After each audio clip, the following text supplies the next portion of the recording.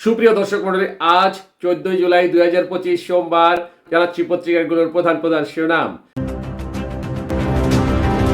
সর্বপ্রথম প্রথম আলোর মেইন হেডিং, খুলনায় পুলিশ পরিচয়ে তুলে নিয়ে অপহরণ, 5.5 ঘন্টা পর খাদ্য পরিদর্শক উদ্ধার।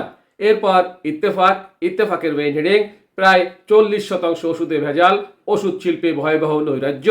নেক্সট যুগান্তরের মেইন হেডিং, গাজায় অব্যাহত ইসরায়েলি হামলায় নিহত ছাড়ালো 58,000। এরপর ভোরের কাগজের মেইন হেডিং, শ্রীলঙ্কাকে উড়িয়ে সিরিজে সমতা ফেরালো বাংলাদেশ। নেক্সট জনকণ্ঠের মেইন হেডিং, জার্মান পররাষ্ট্রমন্ত্রী, রাশিয়া ইউরোপকে শান্তিতে থাকতে দেবে না। এরপর ইনকলাবের main heading, target Tarique Rahman. Next আমাদের সময়ের মেইন হেডিং, ইরানের প্রেসিডেন্ট মাসুদ পেজকিয়ারের উপর হামলা করেছিল ইসরায়েল।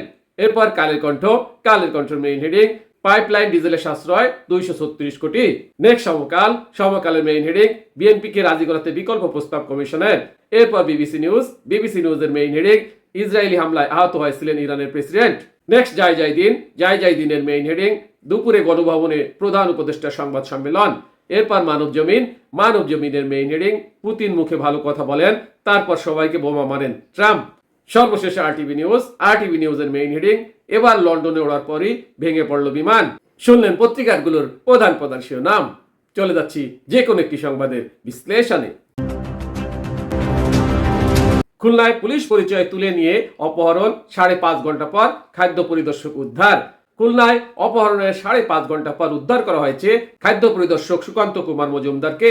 গতকাল রোববার দিবাগত রাত 12:30টার দিকে তেরোখদা উপজেলার আজগড়া বিআরবি উচ্চ বিদ্যালয়ের মাঠ থেকে তাকে উদ্ধার করে পুলিশ।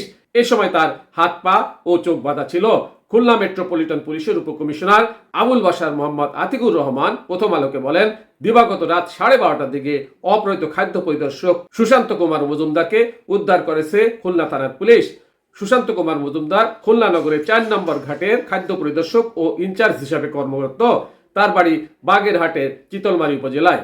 খুলনা সদর থানার ওসি হাওলাদার সানোয়ার হোসেন মাসুম জানান, অপহরণের খবর পাওয়ার পর থেকে পুলিশের একাধিক ইউনিট অভিযান শুরু করে।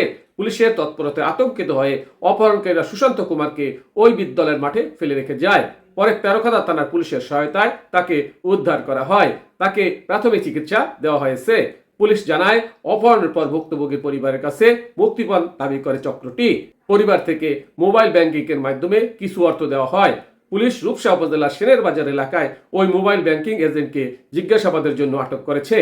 এর আগে গতকাল সন্ধ্যা 7টার দিকে খুলনা নগরের 4 নম্বর ঘাট এলাকা থেকে সুশান্ত কুমার মজুমদারকে পুলিশ পরিচয় তুলে নিয়ে যাওয়া হয়। প্রত্যক্ষদর্শীরা জানান, কয়েকজন ব্যক্তি তাকে জোর করে একটি ট্রলারে তুলে নেন।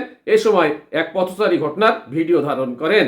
ওই ভিডিওতে দেখা যায়, কয়েকজন ব্যক্তি ট্রলারে একজনকে জোর করে তুলছেন।